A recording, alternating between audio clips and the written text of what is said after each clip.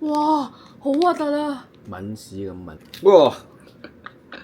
好似屎啊咁啊，話說我哋喺呢個杜拜之旅咧，而發現咗。 ！Vegetable 咁點解我哋會對呢個朱古力咧咁情有獨鍾咧？就因為我哋前嗰排咧就睇咗好多 Mr Beast 嘅片，所有睇嘅觀眾應該記得咧。Festival， 你話成日都覺得佢嘅花生醬朱古力好似好吸引咁樣。今日我哋就決定試試佢，睇下佢係咪真係我哋想象中咁好食。有個問題係咧，係咩？我哋拎咗翻嚟之後，唔小心擺咗喺有陽光嘅地方，搞到佢暴曬咗2日之後，其實咧唔係佢嘅朱古力質量唔好，搞到咁薄，只係曬扁咗之後咧，我哋就唯有擺翻佢入雪櫃。夾硬雪翻都硬佢。但係其實而家嗰個質地有啲核突。哇！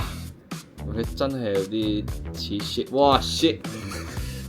我聞到 peanut butter 味，佢嘅味道都都好香嘅。shit 呢啲咪叫做有花生醬，你食先。不過其實唔係好食。